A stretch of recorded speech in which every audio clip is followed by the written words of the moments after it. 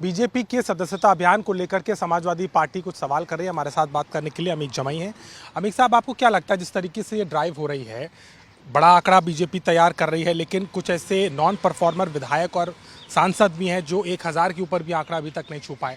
BJP का मानना है कि इस समय कुछ चुनौतियां हैं, कहीं पर कोई ड्यूटी में है, कहीं पर बाढ़ है, कहीं पर कोई और स्थितियां हैं। आपको क्या लगता है? देखिए, बीजेपी की मेंबरशिप ड्राइव फेल हो रही है। उत्तर प्रदेश में लोकसभा के बाद सबसे बड़ी जो पार्टी बन गई वो समाजवादी पार्टी हमारी बन गई है। मेंबरशिप कोई लेना नहीं चाहता है। अब आपने विधायकों को लोकसभा के जो इनके रुकन हैं, आपने उनको जिम्मेदारी दी है। जब आप दलित पिछड़े समाज, जो एक बड़ी आबादी है उत्तर प्रदेश की, 70% आबादी है, 70% की आबादी के खिलाफ जब आप कार्यक्रम चलाएंगे, पीडीए के खिलाफ जब आप कार्यक्रम चलाएंगे, जब आप अनुसूचित वर्गों के खिलाफ आंदोलन चलाएंगे, जब आप अन्य पिछड़ा वर्ग के लोगों के मामले में इनकाउंटर करेंगे, ब्राह्मण्स का फेक इनकाउंटर्स करेंगे, तो आपकी मेंबरशिप होगी नहीं। एमएलए तो चलिए एक चुना हुआ एमएलए है, वो समाज में जाएगा, लेकिन वो फर्जी ही चीज़ें लाके आपको जमा करेगा। क्यों आपको फर्जी क्यों लग रहा है? या तो बाकायदा एक प्रक्रिया है, मोबाइल से आदमी डायल करेगा, ओटीपी आएगा, फॉर्म जमा होगा, फर्जी क्यों? देखिए, मेंबरशिप ड्राइव ये ऑनलाइन क्या होती है? कोई भी क्रिमिनल, कोई भी ऐसा आदमी कोई मेंबरशिप ले सकता है भारतीय जनता पार्टी की। आप उसके बारे में जानते नहीं हैं, वो कहाँ से है, वो कहाँ का रहने वाला है। मुख्य मुद्दा ये है कि उत्तर प्रदेश में जो ड्राइव वो इसलिए फेल हो रही है क्योंकि एमएलए एमपी काम नहीं कर पा रहे हैं। शासन प्रशासन उनका सुन नहीं रहा है।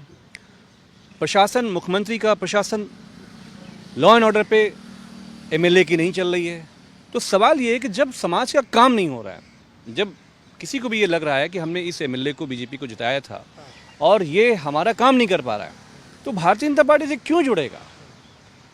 और फिर एक तरह की जो विशेष जाति का जो पूरा आधिपत्य पूरे उत्तर प्रदेश के एक एक डिपार्टमेंट पे उसका कब्जा है, तो लोग अपने आप को जुड़ाव महसूस नहीं करते हैं। हमारा समाजवादियों का एक बहुत गंभीर प्रश्न ये है भारतीय जनता पार्टी से, उनको बताना चाहिए कि जब आपकी पार्टी अंतर्राष्ट्रीय पार्टी है, दुनिया की सबसे बड़ी पार्टी है जिसकी मेंबरशिप सबसे ज़्यादा है, तो या तो वो आंकड़े फर्जी थे, फिर या तो आप ये जो नई मेंबरशिप ड्राइव कर रहे हो, वजह क्या है? क्या आप मंगल ग्रह और शुक्र ग्रह पे भी आप पार्टी बनाने जा रहे हो? एक सवाल और है, देवेंद्र फडणवीस ने लव जिहाद में महिलाओं को बहला फुसला करके फंसाए जाने का बात कही उत्तर प्रदेश में, तो उसके लिए कानून भी है, लेकिन यहाँ भी कई घटनाओं को लेकर के बात कही। देखिए, ऐसा है, बहुत सारे बड़े बड़े लोग हैं जिन्होंने शादियाँ करी हैं और पत्नी छोड़ दी, पत्नी पूरे भारत में घूम रही है न्याय के लिए। ऐसे कोई भी मामला, चाहे वो किसी धर्म से जुड़ा हो, जाति से जुड़ा हो, ये लॉ एंड ऑर्डर का मामला है। इसके खिलाफ हमारे देश में कानून है, बहुत ही सख्त कानून है कि जिसमें सज़ाएं होती हैं। तो ये लव जिहाद या इस तरह का जो भी जिहाद से जुड़ा हुआ जो सब्जेक्ट है, वो आदरणीय फडणवीस जी इसलिए फैला रहे हैं क्योंकि महाराष्ट्र में किसान विद्रोह कर रहा है। महाराष्ट्र में उनकी क़यादत में भारतीय जनता पार्टी हारने जा रही है। लव जिहाद, ये जिहाद, इससे महाराष्ट्र की कोई मदद होने वाली नहीं। एक सवाल और है, जिस तरीके से यूपी में आपका अलायंस तो है कांग्रेस के साथ में, लेकिन सीटों को लेकर के कोई अभी तक विषय भी नहीं है। माना जा रहा है कि शायद कांग्रेस को एक सीट भी ना मिले। क्या गठबंधन ऐसा ही था? क्या उत्तर प्रदेश में उपचुनाव आप साथ लड़ेंगे लेकिन 7 सीट नहीं देंगे? देखिए, इसकी चिंता भारतीय जनता पार्टी को करने की जरूरत नहीं है। देश के सभी बड़े मामले में आदरणीय राहुल जी, आदरणीय अखिलेश यादव जी, इन सब लोगों की आपस की दोस्ती बहुत मजबूत है।